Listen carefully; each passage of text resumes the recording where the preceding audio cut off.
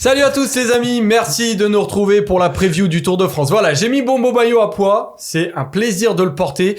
Je suis beau, Polo. N'est-ce pas, je suis beau. Non, tu l'es pas. Si, mais je suis beau, mon Polo. Tu l'adores, ce maillot. T'avais une très belle chemise. T'as voulu mettre ça pour faire un petit happening. Alors, c'est pas un happening. C'est juste que voilà, c'est le Tour de France. On se met en mode, voilà, on enlève. Pour faire la distinction travail sérieux et travail plaisir. Puis on a une émission de Jones sur le digital, donc autant tenter ce genre de petites choses. Exactement, c'est ça qu'on veut voir. En parlant de Jones, j'ai découvert une expression. Oh là là, ça va être si vous connaissez. C'est un peu mon instant boomer. J'ai un pote qui m'a insulté de boomer quand je lui ai dit ça. Il y a des gens qui disent il m'a laissé en remis quand quelqu'un lit pas ton message. Bon, apparemment ça vient de Snapchat. Ah ouais, je l'ai pas. Moi je l'avais pas. J'ai découvert ce matin. C'est comme il t'a laissé en vue, il t'a laissé en remis. Bah non, c'est différent parce que vue, c'est quand t'as vu le message et que tu réponds pas. Remis, c'est genre sur Snap quand t'as envoyé le message mais l'autre l'a même pas ouvert. Là il y a écrit remis. Il te respecte vraiment. Ah ouais, là pas. c'est vraiment terrible ce qui se passe. Bon, on va essayer de te donner un peu de bonheur quand même, mon Robin. Alors, on est tous ensemble, tous les trois, voilà, avec Polo et avec Robin pour parler du Tour de France qui va démarrer ce samedi. Bah oui, c'est avancé cette année. Le Tour de France avec les Jeux Olympiques. D'ailleurs, il y aura évidemment aussi une épreuve de cyclisme sur route pendant les Jeux Olympiques. Mais voilà, on est parti pour 3 semaines de bonheur. Et vous allez voir, on va énormément parler de ce Tour de France, de plein d'aspects de ce Tour de France. On va regarder le sommaire ensemble. Voilà, j'ai présenté Polo et Robin qui sont avec nous. Vous les connaissez désormais. Et on va regarder le sommaire. 3 questions, très claires, très simples. Les étapes du Tour de France clés, quelles sont-elles? Qui va gagner le Tour de France avec un duel forcément attendu, celui entre Pogačar et Vingegaard. On va se poser la question de savoir si le Slovène est vraiment favori par rapport aux Danois. Et on terminera avec les bonifications. Godu, Philipsen, ce qu'on veut voir sur le Tour de France. On Martinez parlera aussi. de Lenny Martinez. Parce qu'il a été annoncé. Ça, c'est la petite surprise. C'est vrai que j'ai mis Godu en préparant le tableau. C'est l'un des premiers que j'ai fait avant que la sélection de la Groupama FDJ tombe. Et la petite surprise, c'était de voir Martinez. Du coup, c'est pas Godu, mais c'est la Groupama FDJ dans son ensemble. Exactement. Donc on sera curieux de voir pendant ce Tour de France. Je suis pressé de savoir ce que vous attendez de Lenny Martinez notamment, mais aussi de David Godu. Donc ça va être très intéressant. Van Der Poel, Van Aert, il y a du très beau monde sur ce Tour de France 2024. Et on va aborder tout ça, tous ensemble les amis. J'espère que vous êtes chauds et bien installés. Et on va commencer par les étapes clés de ce Tour de France. C'est parti. En commençant par les chiffres clés globalement, parce que c'est un Tour de France finalement assez particulier, en plus du fait qu'il soit avancé à cause des Jeux Olympiques, il va partir d'Italie. Alors ça va être une première, c'est vrai qu'on était parti d'à peu près tous les pays limitrophes et frontaliers, mais pas de l'Italie, et alors que c'est un pays évidemment légendaire du cyclisme, et donc on va y aller cette année, et on va partir de l'Italie pour remonter vers Paris, vers Troyes, pour redescendre vers les Pyrénées, et ensuite terminer à Nice. Robin, donc déjà on voit quelques chiffres, 6 étapes de montagne, un peu moins dénivelé qu'en 2023, 2 contre-la-montre, on va passer par le col de la Bonnette qui sera quand même à 2800 mètres d'altitude, 8 étapes de plaine, mais surtout c'est un Tour de France qui va finalement être très différent. On n'arrive pas à Paris. Ouais, exactement. C'est la première fois de l'histoire quand même qu'on n'arrive pas à Paris. Autant on arrive sur les Champs-Élysées depuis 75. Déjà, ça fait un gros changement, mais avant les Champs-Élysées, c'était quand même toujours en région parisienne, parfois même au sein de la capitale. Donc ouais, c'est un gros changement. Et on le voit dans le parcours, c'est que ça nous fait faire des trucs un petit peu inhabituels. On part d'Italie, on va un peu dans les Alpes, et puis on y reviendra en fait à la fin. Voilà, c'est pas totalement ce à quoi on est habitué, mais on s'est adapté du côté du Tour de France. Encore une fois, on en revient aux Jeux Olympiques. C'est parce qu'il y a les JO à Paris qu'on n'arrive pas à Paris cette année sur le Tour. Moi, je suis pas mécontent de ça. Je trouve que ça fait un petit changement. Je suis pourtant un fan un petit peu de l'arrivée sur les Champs-Élysées. J'aime bien avoir certaines traditions dans nos courses de vélo qui fait qu'on peut comparer d'une année sur l'autre. Mais voilà, une fois de temps en temps, avoir une arrivée différente et un contre-la-montre en plus le dernier jour, ça me plaît assez. Ouais. Ouais, moi, je suis assez d'accord avec Robin. J'aime bien ce départ un peu surprenant, surtout ce premier passage en fait de la 4e étape, une étape de haute montagne. C'est la première fois que aussi proche du départ, le Tour de France nous voit gratifié d'une très belle étape de montagne avec autant de dénivelé. Donc ça va être cool l'étape. Pardon. L'étape est très belle en plus. Et Nice l'a déjà montré notamment avec le départ il y a 2 ans que c'est quand même une région pratique pour faire de très belles étapes, avec notamment un final qui va être assez incroyable dans la région. Donc non, moi je suis excité, ça change, et ils feront bien de pas venir à Paris vu le bordel déjà que c'est actuellement, et je pense que dans 3 semaines, ça va être un enfer. Je ne peux même plus circuler en scooter proprement. Alors, j'imagine Le même coup pas. de gueule. J'imagine même Anne, pas. si tu nous entends. J'imagine même pas dans 3 semaines. Donc voilà, évitez Paris. Si vous êtes un touriste, que vous avez prévu de venir à Paris pour passer un week-end ou quoi que ce soit, ne venez pas. Là, ça ne sert. Excuse-moi. Là, jusqu'au C'est la Olympiques, ça ne Dis sert plus surtout à ça rien. pour pouvoir aller plus vite en scooter. Hein. Excuse-moi, c'est la matinale de France Inter ici. Non, on est bien de rouler sur la prévue du Tour de France. Polo, t'as commencé à parler de la 4e étape. Eh ben, on va la regarder, cette 4e étape. On a sélectionné les étapes clés qu'on imagine. Donc, les 3 premières sont en Italie. Et donc, cette 4e étape, Polo, c'est vrai que on va vers le col du Galibier par le Lotaré, qu'on connaît bien pour l'avoir fait tous les deux ensemble. Ouais, tu me dis ça à chaque fois, ça remonte un peu votre C'est le histoire. seul col que Voilà. j'ai monté. Et on en est fiers. C'est le seul- Depuis, j'ai le maillot. C'est vrai. Bah là, pour le coup, tu l'as mérité plus que moi ce jour-là. Mais oui, c'est le seul col qu'on a monté. Non, mais comme je le disais, l'étape, elle est cool parce que ça nous donne du dénivelé, une réelle étape de montagne. On n'est pas comme en Italie où on le voit autour de la 5e, la 6e, quand ils nous mettent l'Etna ou le Blocos, quoi que ce soit, où c'est plus une course de côte. Là, on a une réelle étape de montagne. Elle est courte. Elle commence directement en montée avec cette montée vers Sestrières qui est interminable. Tu passes 2 fois au-dessus des 2000 mètres. T'as quand même le Galibier. T'as un enjeu pour le maillot à peau aussi avec les 40 points, avec les points doublés en haut du Galibier Ah, également. un bonus, ouais. Et t'as la bonif aussi. T'as la Henri bonif, ouais. Voilà, mais je sais pas si ce sera déjà une étape pour les favoris. Je pense quand même qu'on devrait les voir, mais ça reste intéressant en beaucoup de points et j'aime bien l'idée qu'on ait déjà de très beaux écarts au bout de 4 jours de course, quoi. On peut imaginer, Robin, qu'un Pogacar, par exemple, qui imagine un Vingegaard qui va devoir avoir du temps, que cette étape 4, finalement, qui est placée très tôt dans le tour, puisse être un élément immédiat d'attaque pour le Slovène. C'est un des trucs que j'attends, c'est de voir sur ces premières étapes l'attitude de Tadej Pogacar. L'année dernière, il est arrivé sur le tour avec une préparation tronquée à cause de sa fracture au poignet, et pourtant dès les premiers jours, il a essayé d'en mettre partout.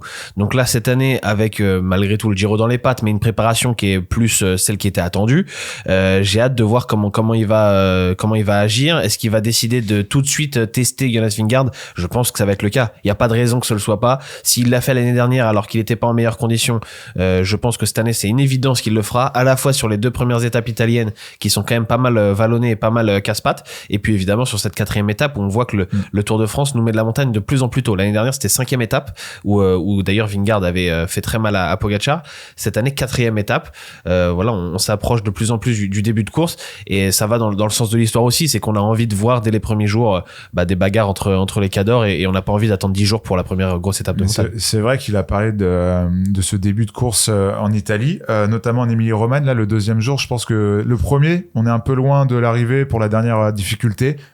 Pour la première étape, mais sur la 2e, ce serait très surprenant. Notamment, je crois qu'il y a des bonifs à aller chercher, si je dis pas de bêtises. Sur la 2e, je pense que c'est pas l'inverse. C'est pas la première étape où il y a la première étape, il y a la bosse qui est pas très loin de l'arrivée, et la 2e, elle est vachement plus loin. Non, moi j'avais ça en tête. Écoute, je regarde, je suis devant. Non, la bosse est assez loin de l'arrivée. Elle est presque à un peu moins de 30 km de l'arrivée, le sommet. Mais par contre, sur la 2e, elle est plus proche. Et comme je disais, la côte de San Luca, t'as une bonif à aller chercher. Tu passes 2 fois la côte de San Luca.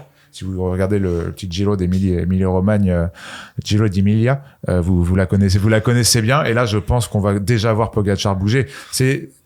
On en parlera plus tard dans le débat, mais il y a une vraie stratégie différente entre Pogacar et ses adversaires qui sera intéressant d'observer et de voir ce que notamment cette team met en place. Je suis complètement d'accord avec Romain. On avance un peu pour aller à l'étape 9, parce que là aussi il va y avoir de la nouveauté pour le Tour de France, des chemins blancs qu'on connaît sur l'Estrade Bianche, qu'on connaît sur Paris Tour, et là il y a énormément de secteurs, parce qu'il y a 32 km, il y a 14 secteurs en tour. On arrive du côté de Troyes, habituellement c'est une ville arrivée où c'est plutôt des sprinteurs qui gagnent. Marcel Kittel en 2017, Zabel en 2000, voilà, et même j'ai noté Dominguez en 87, mais Robin, c'est plutôt intéressant de voir comment les favoris du Tour vont négocier une étape qui va être finalement très tendue. Ouais, c'est une étape particulière. Il y en a qui vont pas aimer. À chaque fois qu'on met des chemins blancs, il y en a qui estiment que c'est de la loterie, notamment au niveau des crevaisons, et qui apprécient pas. Alors quand tu vas sur l'Estrade Bianche, il paraît tu sais qu'ils que sont c'est moins ce que tu vas violents chercher. ces chemins que ceux qu'on peut voir sur Paris Tour, notamment ces dernières années. Okay. C'est des chemins plus propres et moins hardcore. Moi, j'étais allé repérer parce qu'il l'avait fait sur le Tour de France Femmes il y a 2 ans. J'étais allé voir les chemins blancs. C'était déjà vers 3, c'était c'était dans la même région. Je pense qu'il y a des chemins en commun d'ailleurs. Il y en a quand même qui étaient assez sévères. Il y en a en plus qui étaient à certaines parties limite en faux plat descendant, donc où tu prenais beaucoup de vitesse. Il y en a qui vont pas aimer, c'est sûr, parce que quand tu vas sur les Strade Bianche, tu sais que tu vas chercher ça, mais quand t'es sur le tour, tu le subis un peu plus. Donc à mon avis, Pogačar et Remco Evenepoel, les deux coureurs de classique, on va dire, et Pogačar, on l'a vu en plus à l'aise sur les pavés l'année dernière au Tour des Flandres, vont pas avoir trop de difficultés sur ce jour-là, mais pour un Vingegaard ou un Roglic, ce sera peut-être un peu plus stressant. Moi, je suis d'accord avec ça. Moi, ces étapes-là, je pense que c'est l'étape qui redoute le plus les coureurs du classement général, plus que la montagne. La montagne, ils savent où ils en sont, ils connaissent leurs capacités, ils connaissent les capacités de leurs adversaires. Là, on arrive sur quelque chose qu'ils ne peuvent pas gérer. On sait que Pogačar se débrouille plutôt bien quand il faut passer des pavés ou ce genre de choses comme ça. Mais personne n'est à l'abri d'une chute ou à l'abri d'un problème mécanique. On l'a vu, tu vois, Vingegaard. Je serais curieux de voir comment il va se débrouiller là-dedans. On a déjà vu Roglic aussi. On sait à peu près comment ces coureurs-là vont répondre à ça. On connaît un peu leurs équipes aussi. Je pensais à la Visma Leasebike, notamment avec Laporte et Van Aert. Ils sont supposés gérer ce genre de choses-là, mais quand on voit ce qui se passe sur Paris-Roubaix pour les deux coureurs depuis 2 ans, et notamment le matos de la Jumbo, de la Visma Leasebike pour ce genre de course, qu'on peut remettre en question aussi. Enfin, tu vois, il y a toute une donnée un peu pièce en l'air qui pour moi, je pense, fait très peur aux coureurs du classement général, et je pense que vraiment cette étape 9, je suis content qu'on l'ait mis dans les étapes clés parce que pour moi, c'est celle qui fait le plus peur au Pogačar et consorts. En tout cas, il n'y aura pas de pièces en l'air pour les 2 étapes suivantes qu'on va analyser. Les étapes 14 et 15, c'est l'arrivée dans les Pyrénées après avoir passé Lourdes. On va voir la première étape, l'étape 14. Là, il y a un enchaînement, pas pour les favoris, tout simplement. L'étape préférée de Robin. C'est vrai? Ouais, bah moi je suis un fan des Pyrénées, donc forcément ça me parle plus que les Alpes. Et puis je trouve que les étapes alpestres m'impressionnent pas énormément cette année. Et je dis pas qu'elles sont pas belles. Que celle-ci elle est violente. Ouais, celle-ci, même si Polo, je sais, aime pas trop le début d'étape où il y a pas de col. Je trouve qu'à partir du moment où on entame le Tourmalet, ça va quand même être très très coriace. Et on a vu l'année dernière que notamment Pogačar et Vingegaard n'avaient pas eu peur de s'attaquer tôt dans l'étape, celle du Tourmalet justement, où ils étaient partis à 2 avant d'arriver à Cauterets. Ils étaient partis de loin. Le Tourmalet, ça souvent titille quelque chose chez les coureurs qui ont envie de marquer le Tour de France là-bas, un peu comme quand on passera au Galibier, et je pense que certains seront pas insensibles. Donc à mon avis, ça peut bouger très fort dès cette étape-là, plus que sur la suivante, parce que sur l'étape du plateau de Bake et le lendemain, on a pas mal de vallées entre chaque col, ce qui va un peu, à mon avis, freiner les ambitions des favoris. On peut regarder l'étape 15 en même temps, Polo, parce qu'on peut faire une analyse des 2 jours. Ça va forcément être une articulation importante pour les favoris du Tour, parce que le lendemain, effectivement, après avoir enchaîné sur l'étape 14, Tourmalet, Ourquette dans 6 ans et Pla d'Adé, qui est un passage très connu du Tour de France, on va aller vers le plateau de Bay en passant par un nombre de cols sur cette étape 15. Inutile de dire que ce week-end sera très très important pour les favoris du Tour. Le triptyque Peyre-Sourde, Manté, Portée d'Aspet, c'est mythique, notamment le passage du col de Manté où on se souvient de la manière dont a perdu le Tour de France Luis Ocaña, c'était en 71, tu me confirmes ça. T'es bien renseigné, Polo. Ouais, mais quand je dois poser des questions historiques, je préfère les vérifier avec toi. Le problème de cette étape 15, et je rejoins parfaitement Robin, c'est qu'elle elle est tracée pour les baroudeurs, grimpeurs baroudeurs, attention, je ne veux pas manquer de respect aux grimpeurs, notamment quand on sait ce qu'est le plateau de Bay. Ils sont pas passés au plateau de Bay ils sont pas arrivés au plateau de Bay depuis 2011, hein, je 2015. crois, avec 2015. Ouais, 2015, Joaquim Rodriguez. Parce que moi j'avais le souvenir de Van Endert et Thomas Vauclair qui sauve son maillot, là-bas avec Pierre Roland. Une étape après. Ah ouais, écoute, je l'avais oublié, mais pour le coup, je sens quand même cette étape aller du côté d'un grimpeur qui se sera échappé, et le début de l'étape convient parfaitement à ça, prendre du temps dans la vallée, et après on verra s'ils arrivent à résister aux favoris. Mais l'étape de 14, celle de la veille, m'intéresse quand même beaucoup plus parce qu'elle est vraiment taillée pour qu'un des favoris qui veut faire un gros coup au classement général le fasse. Certes, pendant les 70 premiers kilomètres, on va peut-être un peu se faire chier, mais en tout cas, dès que le col de Tourmalet va être lancé, après ça fait que monter descendre. L'Ourquette dans 6 ans, c'est un enfer, et le Pla d'Adé, c'est pas cadeau non plus, hein. Je suis bien content de pas le faire. C'est les 50 ans d'ailleurs du premier passage au Pla d'Adé avec Raymond Poulidor qui a gagné, il me semble. T'es vraiment très très bien renseigné. Je suis bien renseigné, j'ai un peu bossé. Et est-ce que tu sais la dernière fois qu'on est arrivé au Pla d'Adé? Non. 2014. Raphaël Raphaël Maïka. Maïka, bravo Ah, bien Joseph, qui était Bientôt. Dès que c'est Raphaël Maïka, je suis là. qui avait le même grave. t-shirt que toi à ce moment-là, je crois, Joseph, en plus. Après, lui, il a placé un maillot, mais. Oui, voilà. Il y avait Armstrong aussi qui avait été monstrueux sur le plat d'année. C'est pas le même tissu, donc ouais, moi, cette étape 14, c'est ma grosse étape des Pyrénées. Ouais. On avance sur les étapes 19, 20 et 21. Parce qu'au final, il y a des moments très importants dans ce Tour de France, 14-15, et puis après, on va remonter à nouveau vers les Alpes, avec cette étape 19, Paul, où c'est une arrivée du coup du côté d'Isola 2000, et on passe par la Bonnette, que tu as noté dans les moments très importants, parce qu'on passe à 2800 mètres.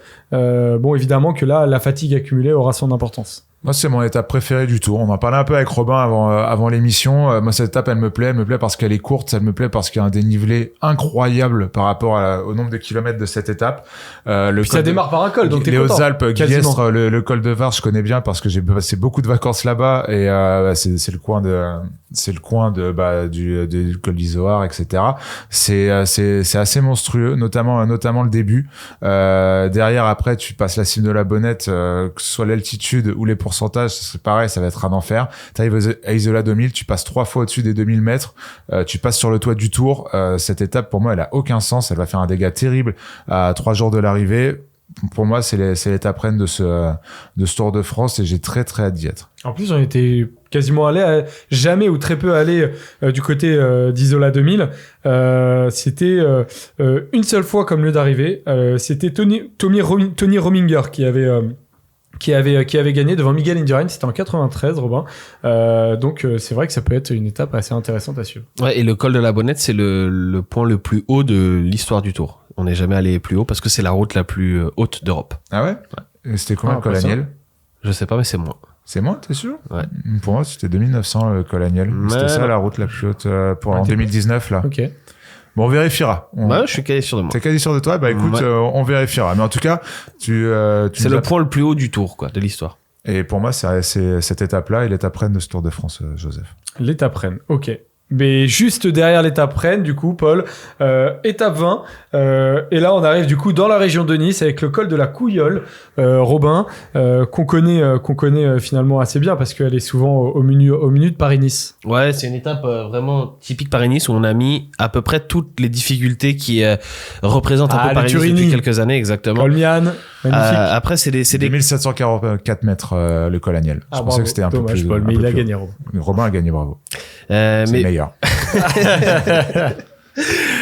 non, c'est une belle étape qui est surtout après le lendemain. Après, moi, je trouve que ça manque peut-être de col plus haut, plus dur, mais c'est parce qu'on arrive dans la région de Nice aussi et bah on fait avec ce qu'il y a à cet endroit-là. Mais l'étape est courte. Donc ça peut compenser et je sais que Paul aime bien ce genre d'étape. Ça peut en effet partir d'assez loin. Alors dans le premier col, je pense pas, mais peut-être dans le deuxième. Moi, je suis d'accord. Il l'a dit, moi j'aime bien ce genre d'étape. Elle est encore plus courte que celle qu'on a vue avant. Elle va être, on ne dirait pas avec le parcours assez longiligne, pas longiligne, mais on a l'impression que cette étape est longue. Je sais pas, ce profil me donne l'impression que cette étape est un peu longue, mais en fait, elle va être très courte. Elle va monter pas très haut, mais avec des cols quand même difficiles. On le voit sur Paris-Nice depuis quelques années. C'est pas des cols simples. T'as une arrivée en altitude. Il peut encore une fois se passer beaucoup de choses, et surtout en veille de contre-la-montre. Je pense qu'il y aura quand même certains coureurs qui seront intéressés à foutre le bordel dans cette étape. Donc j'aime bien aussi le placement dans ce Tour de France. Franchement, ce côté Alpes du Sud, enfin Alpes du Sud, on s'est compris, Alpes-Maritimes, cette arrivée me plaît quand même assez bien. J'ai hâte d'y être. Bon, elle aurait pu plaire aussi à Julien Alaphilippe, parce qu'il avait gagné en 2020 quand c'était pas le même parcours, mais il y avait notamment la Colmiane et je crois qu'il y avait Turini aussi. Mais l'étape qui il est gagne pas là. T'es sûr? L'étape qui gagne? L'étape où il prend le marais jaune. Ouais, il gagne la deuxième étape. Il y a le col de Turini et la Colmiane. Il passe pas à la Turbie. J'avais pas souvenir que c'était si dur. Ok. Je vais vérifier, mais j'avais noté ça. J'avais noté ça. Je vais vérifier pendant qu'on parle de la dernière étape. Je te fais confiance, moi. Ouais, moi aussi, Je vais te fais vérifier confiance, pendant. De toute façon, on va vérifier comme ça. Il y aura au-delà de la confiance, il y aura de l'information. Petite mention spéciale à l'étape 11 aussi, qui arrive au Lioran, via le Puy-Marie aussi, qui va être. Alors pareil, j'aurais bien aimé que ce soit un peu plus. J'aurais bien aimé qu'il y ait un peu plus de dénivelé au début, en tout cas sur la première partie de l'étape, mais l'arrivée va être, ça va être un joyeux bordel. On se souvient de la victoire de Daniel Felipe Martinez aussi sur le Puy-Marie il y a quelques années. Je me souviens aussi de la commotion cérébrale de Romain Bardet sur cette étape. Je sais pas pourquoi, mais ça m'a marqué. Marquant. Et je pense que cette étape, ça peut être aussi un bon boxon, donc ça va être cool à suivre. Et donc la dernière étape, on le disait, les Jeux Olympiques obligent, pas d'arrivée à Paris. On arrive à Nice et on arrive sur un contre-la-montre. C'est la dernière étape et on va voir le profil de ce contre-la-montre. 33 km. Il y a 2 contre-la-montre, Robin, pendant ce Tour de France. Excuse-moi, je te coupe, Joseph, mais tu vois, l'enchaînement Turbi et Col d'Èze, pour moi, c'est exactement l'enchaînement qu'avait fait Alaphilippe pour gagner. Il me semble, mais je te dis peut-être une bêtise, mais en tout cas, on l'a sur ce dernier contre-la-montre, comme tu l'as dit, 33,7 km. On dirait pas, mais ça grimpe quand même. T'as quand même 8,1 km à 5,6%.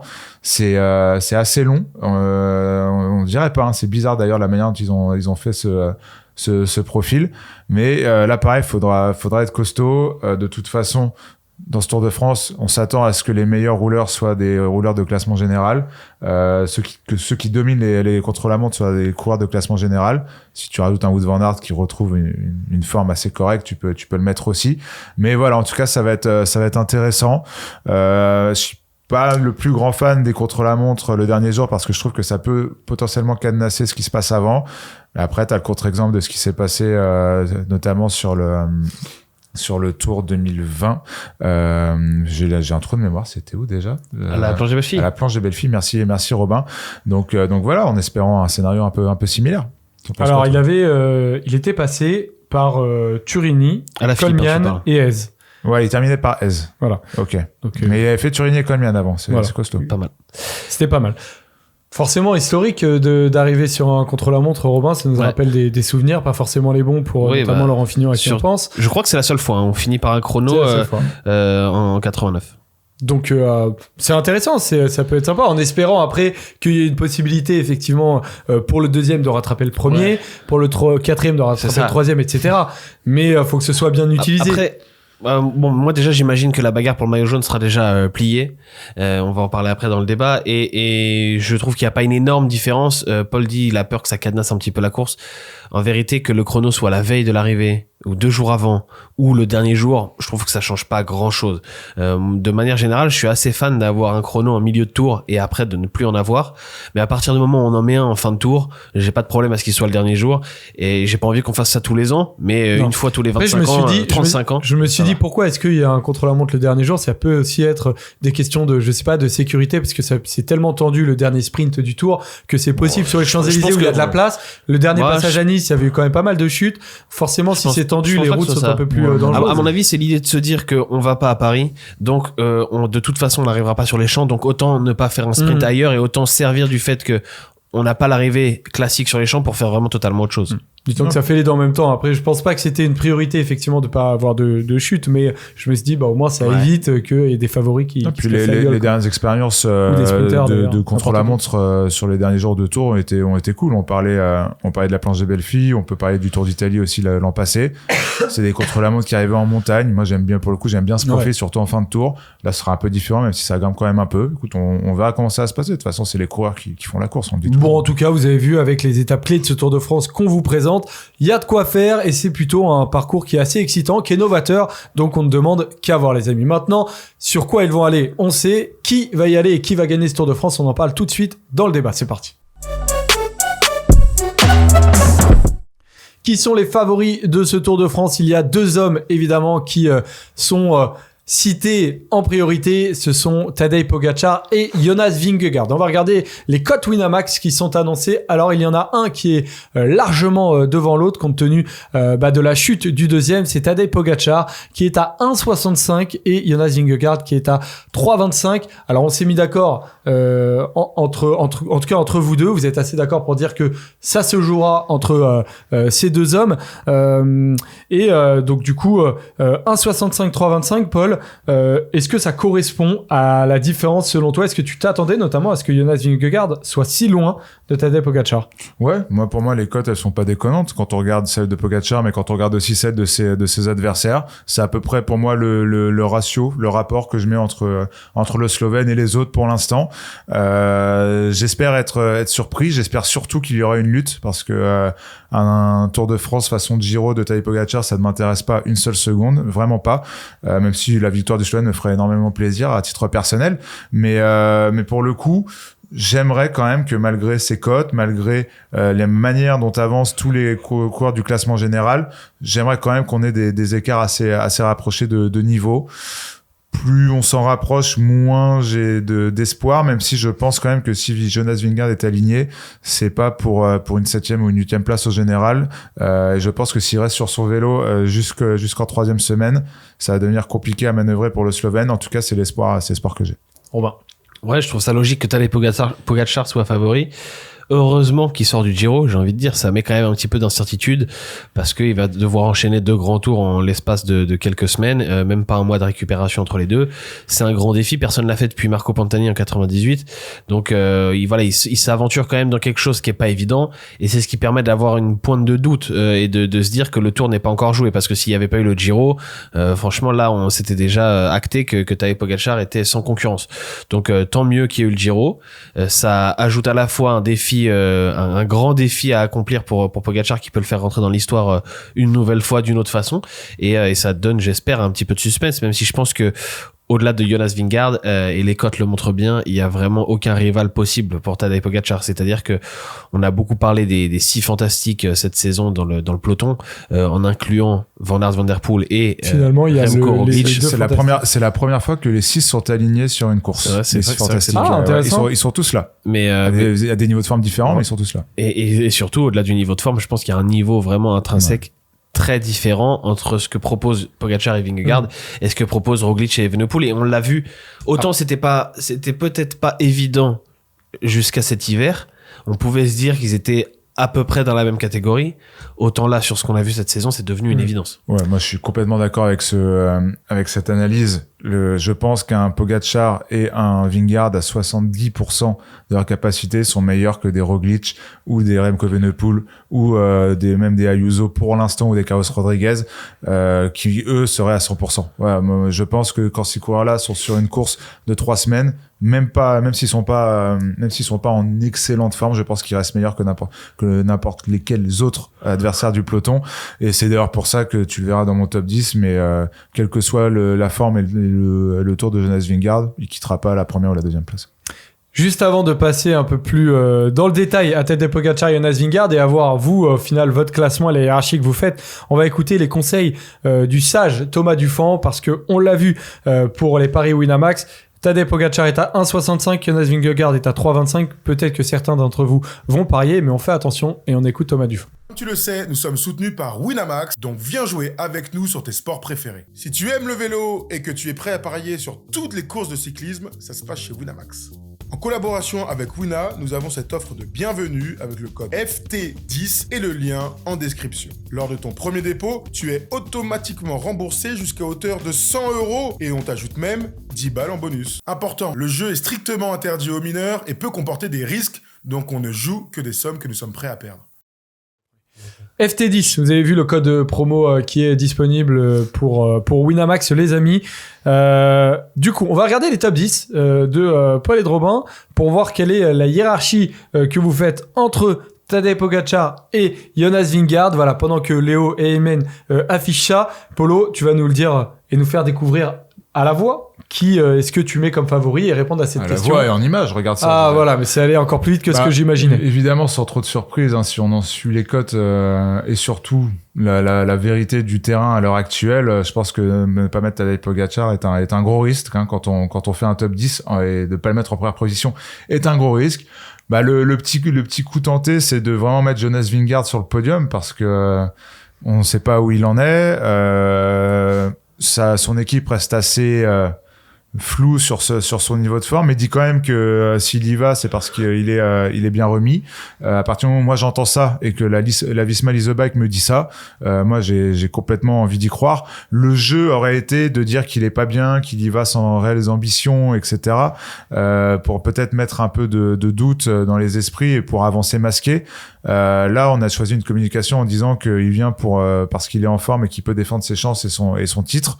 Moi, je le mets directement dans le duel avec Tadej Pogačar automatiquement. Après, moi, je pense que de 1, Tadej Pogačar, et certains l'ont dit dans son staff chez UAE, il est en forme. Il a pas fini le Giro cramé, contrairement à d'autres qui ont pu le finir cramé, notamment ces dernières années avant de tenter le doublé. Et surtout, lui, physiquement, n'a pas eu de pépins. Donc, forcément, je le mets pour l'instant devant Vingegaard. Mais je pense, et j'aimerais bien qu'il y ait un duel quand même. On va voir la saison de Tadej Pogačar qui effectivement justifie le fait qu'il soit autant favori de ce Tour de France, qui n'aurait pas du tout été le cas si Jonas Vingegaard n'avait pas chuté. Mais voilà, Robin, premier sur le Giro, largement, c'est peut-être sa victoire cette saison qui a été la plus monstrueuse. Il a gagné Liège, le Tour de Catalogne et l'Estrade Bianche, qu'il arrive finalement avec le moral boosté à bloc et finalement peut-être aussi physiquement pas si mal que ça pour un enchaînement Giro Tour. Ouais, pour l'instant c'est parfait. À partir du moment où il savait qu'il allait enchaîner Giro Tour, c'est évidemment pas facile, mais la première partie de sa saison pouvait pas mieux se passer. Il gagne le Giro quand même avec quasiment 10 minutes d'avance, en gagnant je sais plus, je crois c'est 5 étapes ou 6 étapes. 6 étapes, je crois. Facilement. Il était en balade et il avait gagné aussi ses courses précédentes que j'appellerais même pas des courses de préparation, parce qu'il n'y a plus vraiment de courses de préparation pour Tadej Pogačar.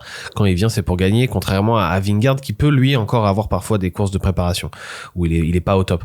Mais oui, il est le favori logique après un début de saison comme ça, et parce qu'il y a la chute de Jonas Vingegaard. Voilà, on en revient toujours à ça, mais si Jonas Vingegaard ne chute pas sur le Tour du Pays Basque, on rappelle qu'il s'est fait un pneumothorax et une fracture de la clavicule, je pense que Jonas Vingegaard, il est favori des cotes de Winamax de très très loin, parce qu'il aurait fait une préparation idéale pour le Tour, là où Pogačar se serait mangé le Giro, et il aurait sans doute été numéro 1 dans nos top 10 respectifs avec Paul, parce que autant je donne beaucoup de crédit à Tadej Pogačar et j'ai souvent confiance en lui. L'année dernière, je pensais qu'il pouvait faire chuter Jonas Vingegaard sur le Tour de France malgré sa préparation tronquée, mais après ce qu'on a vu l'année dernière, si tu me dis que cette année il arrive après le Giro et que Vingegaard lui a une préparation nickel, je suis pas fou, j'aurais mis Vingegaard numéro 1.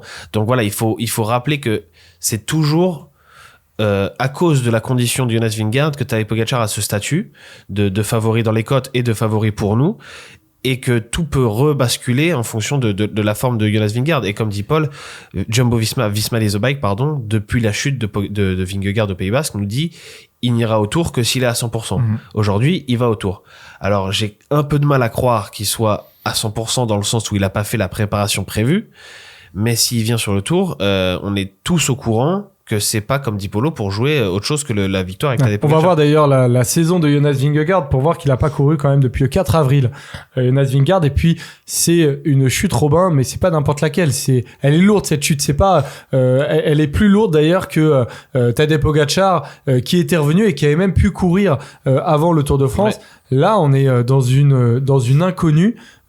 Pas total, on imagine, mais nous, quasiment, en tout cas, nous, oui, bien c'est sûr. clair. Et lui aussi, qu'est-ce qu'il a fait? Il a fait un stage en altitude avec à Tignes, avec notamment Van Aert, avec Laporte, et avec Jorgensen. Non, pas Jorgensen. Non, je pense pas. Mais donc les autres qui préparaient le Tour et qui étaient pas sur le Dauphiné ou sur le Tour de Suisse. Tratnik peut-être. Voilà, exactement. Kelderman, mais le rythme de la course, ça va être différent, et après lui il doit quand même avoir quelques indices, il doit connaître ses valeurs à l'entraînement, il doit savoir. Ce qu'il faut avoir en tête, c'est qu'il y a deux risques pour Jonas Vingegaard, ça va être le début et la fin de Tour. Le début parce que voilà, il est dans l'inconnu, il sait pas trop. Bon, j'ai tendance à croire que ça va aller quand même, parce que pour le coup là il va quand même être assez frais, et la fin de Tour parce que en fait quand tu manques de rythme comme ça, quand t'as pas fait le volume d'entraînement que tu dois faire, le volume de course, c'est la fin qui est dure, et on l'a vu l'année dernière avec Tadej Pogačar, on avait tendance à dire il va être frais en troisième semaine parce qu'il a pas beaucoup couru. Bon c'est pas ce qui s'est passé. En troisième semaine il a craqué, il s'est mangé je sais plus combien sur le chrono. Bon, il avait pas fait un chrono horrible, mais Vingegaard marchait sur l'eau ce jour-là, et le lendemain il craque complètement au col de la Lose. C'est la troisième semaine qui a été compliquée pour Pogačar, et je pense que cette année c'est pareil pour Vingegaard. Le risque c'est plus la troisième semaine que le Galibier le quatrième jour, que l'étape des chemins blancs, ou que l'étape les deux étapes pyrénéennes. À mon avis, le vrai risque pour Vingegaard, il est sur les 3 derniers derniers jours. On va voir une déclaration du directeur sportif de Visma Lease a Bike, alors que Jonas Vingegaard, lui, se fait plutôt discret. C'est Zeman qui dit bien sûr, nous ne savons pas encore jusqu'où il peut aller. Nous sommes prudents car il n'a pas pu courir et sa préparation a été loin d'être idéale. C'est le moins qu'on puisse dire, mais il sera là, en bonne santé et motivé. Paul, est-ce que on n'est pas dans une situation où finalement il n'y a pas grand chose à perdre dans l'idée pour Jonas Vingegaard? Son titre, évidemment, c'est énorme, mais vu la prépa, il y a un côté je fais ce que je peux, quoi. Le problème de la position de Jonas Vingegaard, c'est que si il va sur le Tour de France qui ne le gagne pas, sa saison est ratée. On en est là avec ce type de coureur. Certes, il allait chercher des victoires depuis le début de la saison, mais on n'est pas sur des courses extraordinaires et je pense que c'est pas du tout son objectif. La question pour la Jumbo-Visma qui aligne aussi Jorgensen, donc est-ce qu'on est aussi très sûr de la position de Jonas Vingegaard? La question pour la Visma ils font ça tout le temps, hein. C'est pas cette année qu'ils alignent un deuxième mec qui est presque capable de faire podium, tu vois. T'as pas tort. Mais la question qu'on peut se poser, c'est quelle saison on pourra donner à Jonas Vingegaard s'il fait un Tour de France maussade? Je suis pas sûr qu'il ait rien à perdre. Moi, je pense qu'à partir du moment où il est aligné sur ce Tour de France, il a des obligations de résultat. Et le problème de Jonas Vingegaard, c'est qu'une obligation de résultat après avoir gagné 2 fois le Tour, c'est minimum d'être dans la bataille avec ceux qui vont vouloir le remporter. Et toute la question, elle est là, et Robin l'a très bien dit. C'est comment tu te mets dans la bataille avec une préparation complètement contraire à ton rival principal, avec des suppositions sur Pogačar, vu qu'il sort du Giro, il est encore sur un pic de forme ascendant, il sera peut-être fort en première semaine. Pogačar, il vient de faire je sais pas 10 jours, 15 jours à Isola 2000. Je pense que il sera pas en forme dès le 4e jour, pareil à Valloire. Ce sera aussi intéressant de voir comment lui aussi évolue au fil de ce Tour de France, et c'est ça qui va être intéressant sur ce Tour, c'est qu'on va arriver avec 2 coureurs qui vont avoir des formes différentes au jour 1, au jour 10 et au jour 20, et c'est ça qui rend ce Tour assez intéressant. Moi, j'enterre pas Vingegaard, parce qu'encore une fois, je pense que s'il n'était pas à 100% ou du moins en capacité de défendre son titre, il ne serait pas là. Mais en tout cas, avec les différentes j'arrive pas à trouver le mot, mais on va dire qu'on est sur des dynamiques un peu différentes du côté de ces 2 coureurs, et c'est pour moi ça qui rend ce Tour et ce duel intéressant. Alors il y a les coureurs et puis il y a les équipes qui seront alignées aussi. On va regarder les 2 équipes, on a titré ça duel de monstres. D'un côté le team UAE, je sais pas s'il y a déjà eu une équipe aussi forte d'ailleurs sur le Tour de France, enfin sûrement du temps de l'US Postal, on va dire.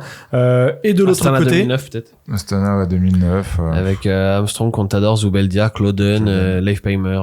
Voilà, mais en tout cas, ça se compte largement sur les doigts d'une main. Et de l'autre côté, la Visma Lease a Bike, d'ailleurs, où Bart Lehman a remplacé Sepp Kuss, qui était à court de forme après avoir abandonné sur le critérium du Dauphiné. Il a eu le Covid.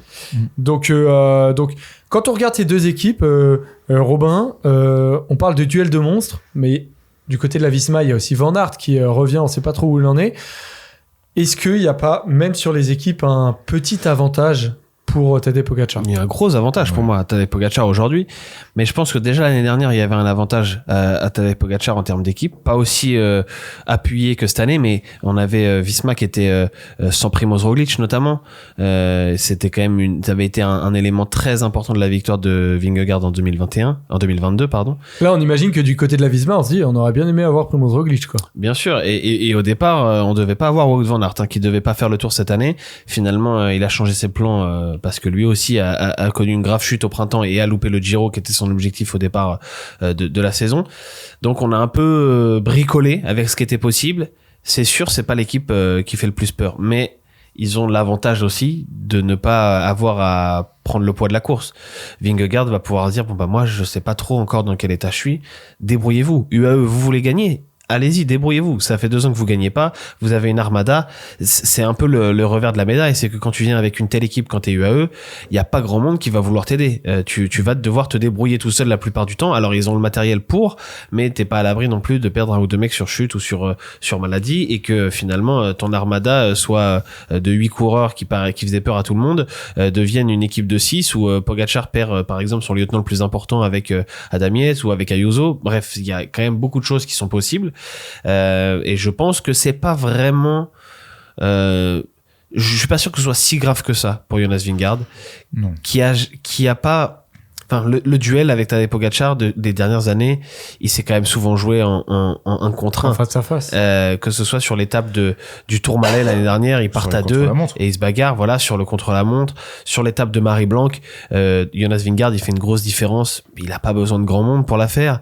Dans les Alpes, il se retrouve encore à 1 contre 1. Dans Jouplane, le lendemain aussi, pas le lendemain, la veille, quand ils sont au Puy-de-Dôme, ils sont à 1 contre 1. Donc je veux dire que l'équipe de Vingegaard, elle est quand même pas ridicule. Il y a quand même du monde. Et à partir du moment où un des deux va attaquer, de toute façon, les autres, ils servent plus à rien. Alors, c'est vrai, quelquefois, tu peux faire des grandes manœuvres, comme ça a été le cas le jour du Granon en 2022, où on s'était servi de Roglic, on s'était servi de Laporte, on s'était servi de Van Aert, c'était magnifique. Mais ça, tu peux pas le reproduire tous les ans. Non, et moi ça me fait penser aussi à une question qu'il va falloir se poser chez le team UAE, c'est comment tu gères tout ça, parce que c'est bien beau de mettre les Avengers sur ta course, comment tactiquement tu vas gérer ça, tout le monde va t'attendre, est-ce que tu crames tes coéquipiers qui sont potentiellement des forces, est-ce que Pogačar va pouvoir terminer ce Tour de France à son meilleur niveau, est-ce que derrière tu risques pas, en utilisant un Ayuso ou un Almeida comme coéquipier, tu te tires pas une balle dans le pied pour gagner ce Tour de France? Est-ce que avec certaines stratégies, t'enverras pas l'un de ces coureurs-là un peu en avant? Mais quid si Ayuso un jour prend 2 minutes sur Pogačar sur un scénario de course? Qu'est-ce qui se passe aussi au sein de cette équipe-là? Cette équipe-là, elle est les clés de la course, clairement. Là, l'absence de Sepp Kuss, pour moi, fait trop mal à cette équipe Visma Lease the Bike si elle voulait un peu rivaliser. On sait que tous les grands tours gagnés par cette équipe ont été avec Sepp Kuss en coéquipier, voire même en vainqueur de grands tours sur la Vuelta l'an passé. Donc cette équipe-là, pour le coup, on parlait des gens qui n'avaient rien à perdre. Cette équipe-là, pour le coup, elle a tout à gagner à rester cachée. Robin l'a très bien dit. Et toute la pression, pour moi, est sur cette équipe UAE qui, pour moi, va devoir être tactiquement très intelligente pour satisfaire tout le monde.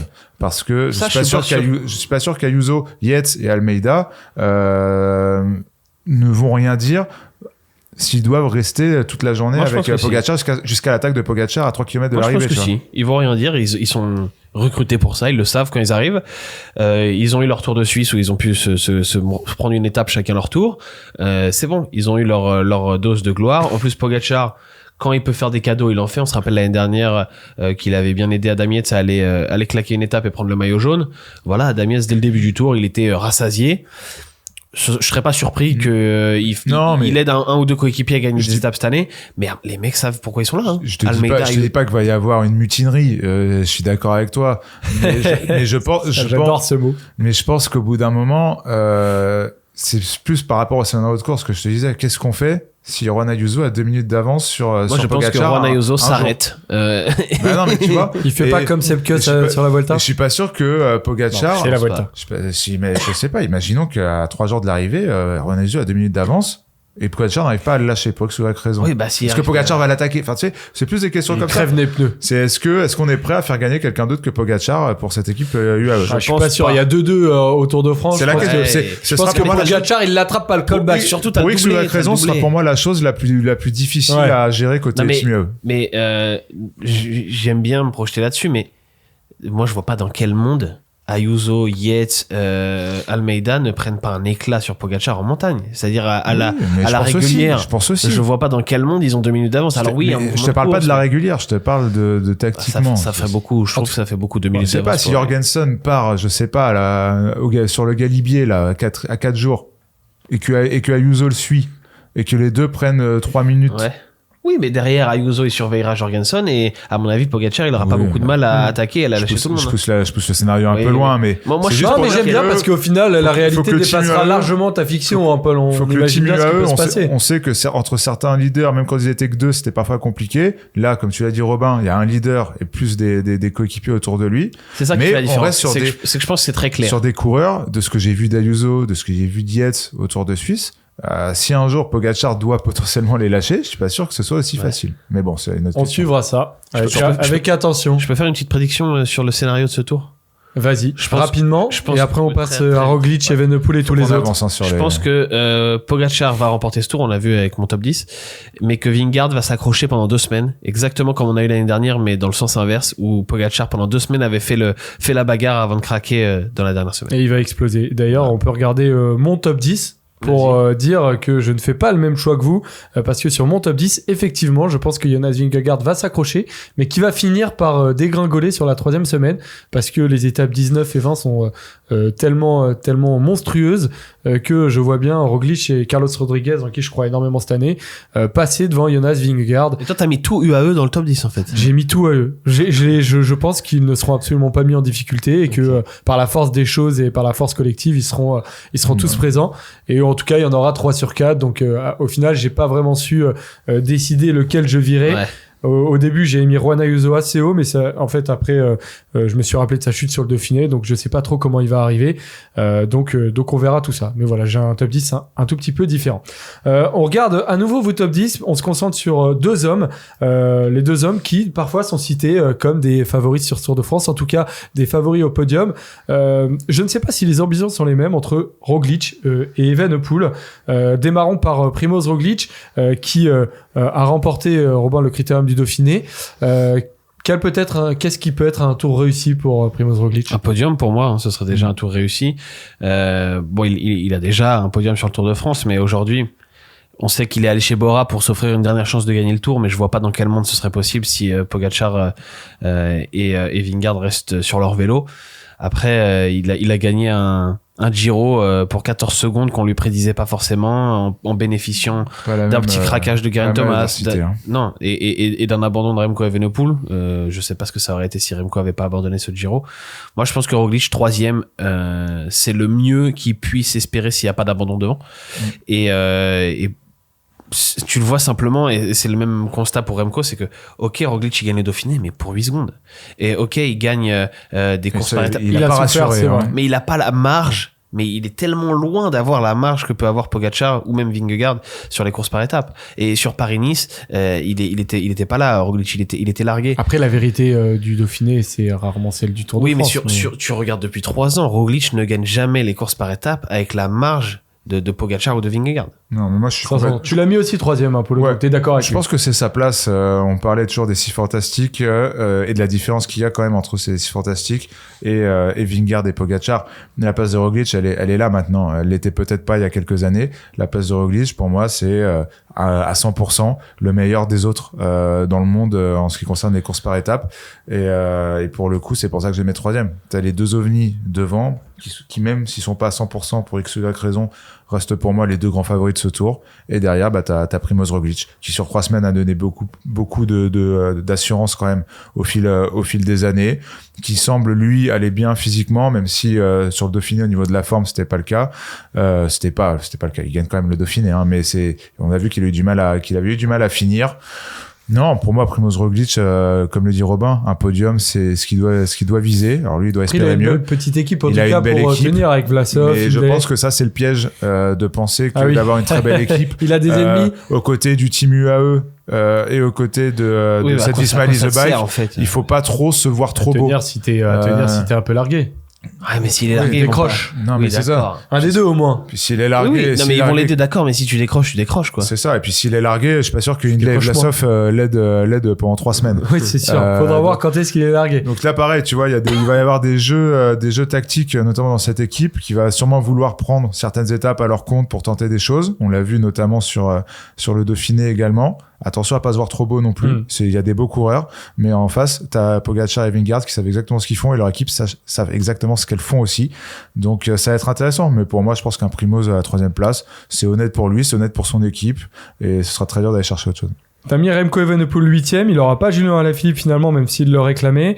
Alors il aura notamment 8e, tu l'as mis? Mikel Ouais, Landa. j'aime. Tu l'as mis un peu plus haut, 5e ou 6e. Moi, Moi, j'ai mis 6 ou 7, je crois. Moi, Remco, pour moi, il y a encore une trop grande incertitude sur la. Non, sur la haute- 8e, sur la haute 8e montagne. Robin, Ah. et tu l'as mis 6e Paul. Ouais, en tout mais cas, voilà. Mais Dans c'est les quoi mêmes eaux, dans Pas les trop mêmes de eaux que Robin, je pression, pense des que victoires d'étape et tenir un max Non. pour le classement général. c'est tenir le classement général, essayer de capitaliser sur les 53 km de contre-la-montre Mais derrière, moi, il y a une trop grande inquiétude sur sa capacité en haute montagne. Ce Tour de France est très montagneux. T'as qu'à voir son Il y a Paris-Nice 6 étapes de montagne. et son Dauphiné, il gagne aucun des deux. Et sur le Dauphiné, il est bien loin. Ouais. L'étape de Cime de la Bonnette où tu dois passer Sestrières, tu dois arriver après. J'ai un doute. Le troisième passage à 2000 à Isola 2000. Dans aucun monde, j'imagine Remco Evenepoel exister face aux grands coureurs montagnards. Et je parle même pas de Vingegaard et Pogacar. Je parle de Carlos Rodriguez, je parle de Juan Ayuso. Moi, ces mecs-là vont être plus forts que Remco Evenepoel en montagne. J'espère me tromper parce que ce serait très excitant de voir Remco Evenepoel se battre avec les meilleurs et résister dans la haute montagne. Mais en plus, là, il arrive un peu. Il a pas participé au championnat de Belgique. Il est malade. Il n'arrive pas non plus dans une forme physique et psychologique renversante. C'est dommage parce que c'était un sacré championnat de Belgique en plus. Je suis pas rassuré, oui, mais je suis pas sûr qu'il aurait pu faire quelque chose. Non, je pense qu'il aurait pu faire. Il était un peu trop fort de lit. 2 choses pour conclure, c'est que premièrement, Remco Evenepoel, à part sa Vuelta 2022 qui remporte sur 3 semaines, il a jamais terminé un grand tour en bonne position. Soit il a abandonné, soit il a craqué. Et Tadej Pogacar, lui, à l'inverse, depuis 3 saisons, n'a été battu sur les courses par étapes que par un seul homme, c'est Jonas Vingegaard. Eh bien, on va continuer. Alors, sur les top 10, juste pour dire que il y a des hommes dont on parlera notamment. On a une autre preview qui va arriver sur Winamax, qu'on va tourner demain, et où on va parler en long, en large, en travers de plein d'autres points, et notamment de Carlos Rodriguez. Et j'attends demain pour vous poser un peu des questions sur Carlos Rodriguez. Pour analyser nos top 10 un peu plus profondément. Il y a Simon Yates aussi qui est présent, et puis les équipiers forcément des uns et des autres. Félix Gall, Egan Bernal, voilà des noms. J'attends avec impatience vos analyses là-dessus. C'est intéressant que, notamment, on parlait d'Ineos, vite fait pour finir là-dessus. Tu mets Pidcock et moi je mets Bernal dans mon top 10. Ouais, c'est vrai. Comme quoi, ça va être intéressant de savoir pourquoi. Donc rendez-vous sur Winamax. Au hasard. Au hasard. Ouais, du name dropping. Il y a toujours un peu de hasard dans ces top 10, mais après, faut le justifier le hasard. Donc on cherche comment justifier le hasard. Voilà pour les favoris du Tour de France et les top 10 et les podiums, les amis. On va désormais passer à la dernière partie, aux bonifications. On va notamment parler de David Gaudu et de Lenny Martinez. C'est parti. Il nous reste 10 minutes, les amis. Voilà, ensemble. Et donc, Paul, tu as choisi de parler de la Groupama FDJ qui va donc s'aligner avec David Gaudu et avec Lenny Martinez. Ouais, c'est intéressant parce qu'on parle du Tour de France et on n'a pas parlé une seule seconde d'un coureur français depuis le début. Allez, on a cité Christophe Laporte, on a peut-être cité Pavel, on n'a même pas cité Pavel Sivakov. Julien Alaphilippe. On a cité Julien Alaphilippe qui n'est pas là, qui était extraordinaire sur les championnats de France. Ça donne envie pour les JO. Pour le coup, ça m'a bien excité en vue de la course en ligne des JO. Julien Alaphilippe qui nous a régalé sur le Tour. Mais voilà, parlons un peu des Français et comment ne pas commencer par cette équipe Groupama FDJ qui nous a envoyé cette bombe hier de sélectionner Lenny Martinez pour le Tour de France. La question que je me posais avant de voir que Lenny Martinez serait sur ce tour, c'était de savoir quel Tour de France pour David Gaudu, notamment. C'est ça qui m'intéresse quand je vois la Groupama FDJ. David Gaudu qui va viser le classement général, David Gaudu qui va viser mieux, parce que c'est toujours le discours qu'il a, mieux que ce qu'il a fait il y a 2 ans et sa 4e place. Aujourd'hui, là, il annonce pas mieux que sa 4e place. Ah, mais en tout cas, dans les discours, moi, j'ai toujours, dans ce que j'ai entendu, alors c'était peut-être l'année dernière que j'ai entendu ça. L'année dernière, il a enfin mieux le 4e. Mais voilà. Rassurons-nous, mais après, on sait jamais. Il y a de l'ambition du côté de la Groupama. Connaissant David Gaudu, je pense qu'il a quand même en tête l'objectif d'aller viser un podium sur ce Tour de France. C'est en tout cas le leitmotiv du coureur français. Et ça, pour le coup, on va pas lui enlever. Moi, je préfère ce genre de discours. Après, dans la réalité, aujourd'hui, ma question, c'est de savoir si un coureur français pouvait intégrer le top 10. S'il y en a un, je pense que c'était lui. Et j'ai vu la densité qu'il y a sur ce Tour de France, et pour le coup tous les meilleurs du monde. On rappelle que personne n'a ciblé la Vuelta, notamment, à part Mathias Kelmose en termes de leader. Giro, à part Pogacar. Non mais c'est ça. Tout le monde est sur ce Tour de France. Et là, j'ai peur que pour David Gaudu, la mission même d'un top 10 soit très compliquée. Bien sûr. Et t'as 50 bandes de chrono en plus. Hein. Et t'as 50 bandes de chrono. Donc moi, je suis pas inquiet parce que je pense que rapidement, cette fois, on va quand même le réorienter sur d'autres choses. On sait, on l'a déjà eu notamment sur le Tour d'Espagne, qu'il est capable d'aller chercher des victoires d'étape, qu'il est capable, pourquoi pas, d'aller chercher un maillot à poids, même si quand même le spectre d'un favori du général qui gagne le maillot à poids est de plus en plus gros sur le Tour de France.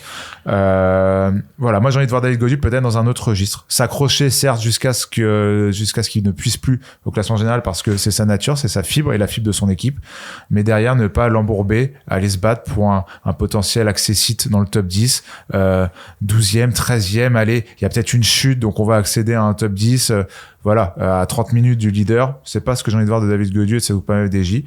Maintenant, avec l'arrivée de Lenny Martinez, je vais te laisser aller là-dessus, Robin, si tu veux. Ça change quand même un peu la donne pour cette équipe. Je trouve ça assez surprenant. Robin, est-ce que tu vois un lien entre la sélection de Lenny Martinez et la 15e place de David Gaudu sur le Critérium? Alors, la 15e place de Gaudu sur le Dauphiné, peut-être pas, mais la saison de Gaudu, oui. C'est-à-dire que je me dis, j'ai l'impression que ça ressemble à une tentative de sauver les meubles.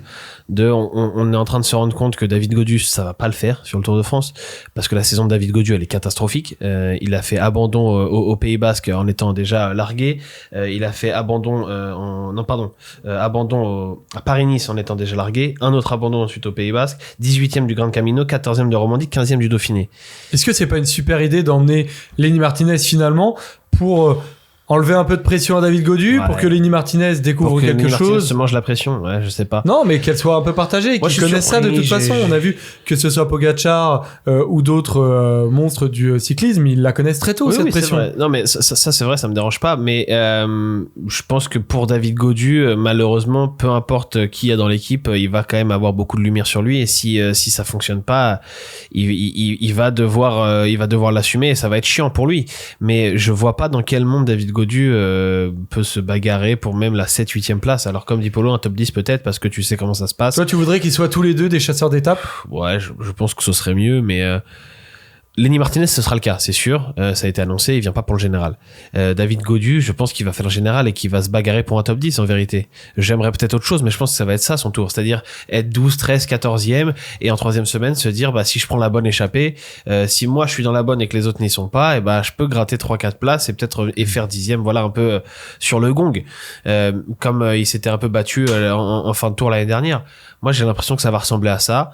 Et j'ai du mal à comprendre la sélection de Lenny Martinez, alors que Marc Madiot nous disait il y a 3 semaines sur RMC, on va pas l'emmener, c'est pas une bonne idée pour lui, il faut pas le faire. Après, on sait que c'est un coquin, Marc Madiot, donc ouais, mais là, bon, on lit un peu entre les lignes aussi. On a quand même vu un Lenny Martinez au Tour de Suisse qui était, on nous a dit, chez Groupama FDJ, il est en fin de cycle. Et le Tour de Suisse, là, voilà, il est cramé, en gros. Il préparait la Vuelta. Je trouve que dans le cycle d'une saison, même pour un jeune coureur qui a beaucoup couru, ça avait quand même un peu de sens. Bah, si fin de cycle, on t'envoie sur le Tour 3 semaines après, mais je comprends pas trop. Une Vuelta hyper ouverte en plus, moi je comprends pas. Ça fait presque est-ce que ça sanction, peut pas faire un Pinot ça fait presque tu te barres à la fin de l'année, on va pas te faire de cadeau. Non, ça peut pas être une sanction de l'emmener sur le Tour. Pour moi, c'est pas une sanction. Mais c'est une tentative un peu désespérée. C'est peut-être pas une sanction, mais pour moi c'est pas lui rendre service. C'est ce que disait Mathieu il y a 3 semaines. Ce serait pas lui rendre service que de l'emmener. Quand on voit la forme qu'il avait sur le Tour de Suisse, même s'il le finit bien finalement ce Tour de Suisse, c'est peut-être ça aussi qui a mis la puce à l'oreille de. Ils ont dit qu'ils ont fait des examens et que ça va. Mais et tu l'emmènes dans quel rôle? Moi, Lenny Martinez, je veux le voir leader de cette équipe Groupama FDJ. Je veux pas le voir. Même, oui, pourquoi pas chasseur d'étape? Qu'est-ce qu'il va faire, leader, Paul, avec 50 bandes de chrono et tous les mecs qu'il y a? Si Gaudu, il roule mieux que David Gaudu aujourd'hui, Lenny Martinez. D'accord, mais. On l'a vu sur les petits contre-la-montre cette année. Mais s'il est leader, tu penses qu'il vise quoi, Martinez? Mais je sais, je te demande pas ce qu'il soit leader sur le Tour. Moi, je le voulais pas sur le Tour. C'est ça que je veux dire. J'aurais aimé l'avoir leader sur la Vuelta. Là, le fait est qu'on va le mettre avec David Gaudu. Évidemment, je pense que pour David Gaudu, c'est une bonne chose parce que ça va lui enlever de la pression. Les regards vont être beaucoup tournés vers la nouvelle pépite du cyclisme français, le nouveau grimpeur français à la mode. Et ça, pour David Gaudu, je pense que c'est bénéfique. Après, quid du rôle de Lenny Martinez, il faut pas le cramer parce que la pression, il va en avoir, parce que des résultats, il en a fait. D'un autre côté, il reste encore très jeune avec une saison à rallonge cette année. Voilà, c'est pas un cadeau pour lui. Alors une sanction, c'est peut-être un peu dur. En tout cas, c'est loin d'être un cadeau. On continue sur ce qu'on veut voir sur ce Tour de France. Robin, tu as choisi de parler de Van Aert et Mathieu Van Der Poel, les deux monstres sacrés, deux extraterrestres qui seront bien présents.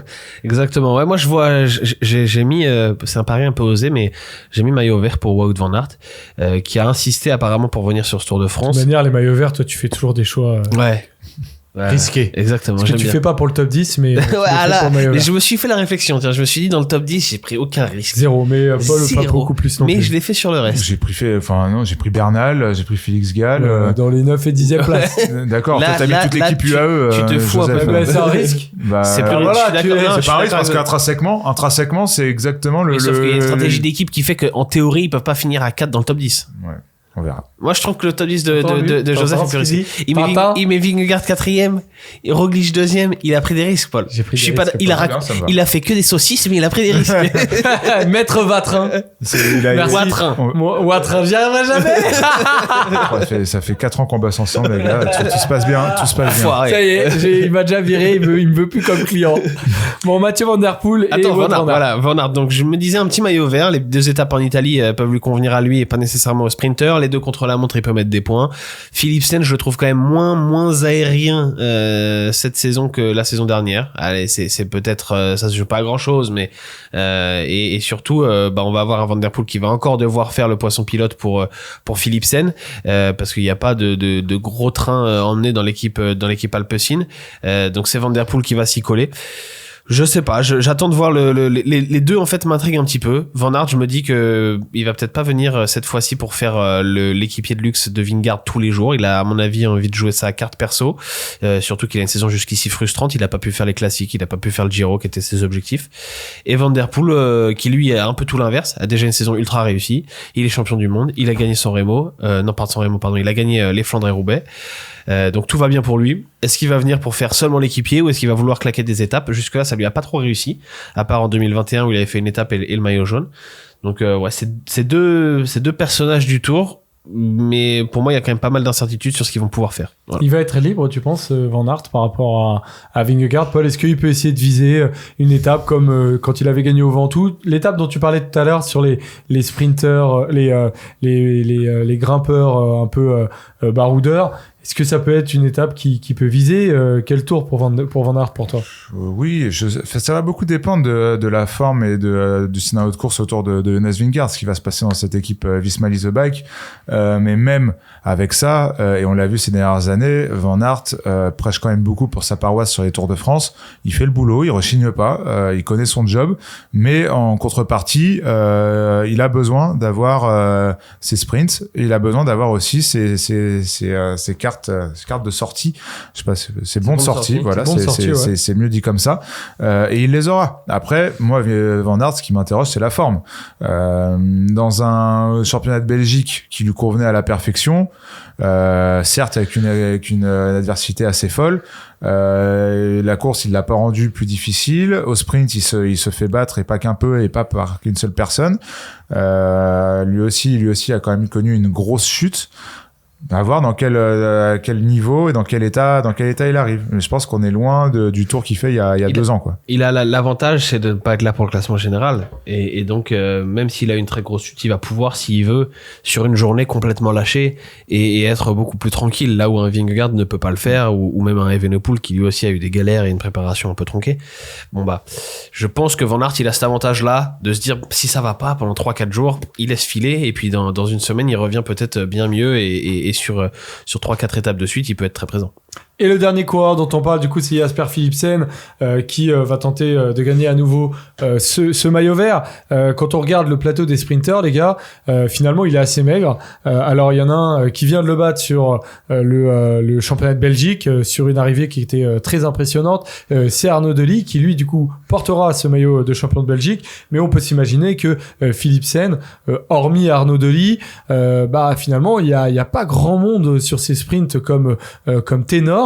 Il y en avait beaucoup qui étaient présents sur le Giro. Donc Philipsen, en plus, s'il a Mathieu Van Der Poel, Oh, il va se régaler, les gars.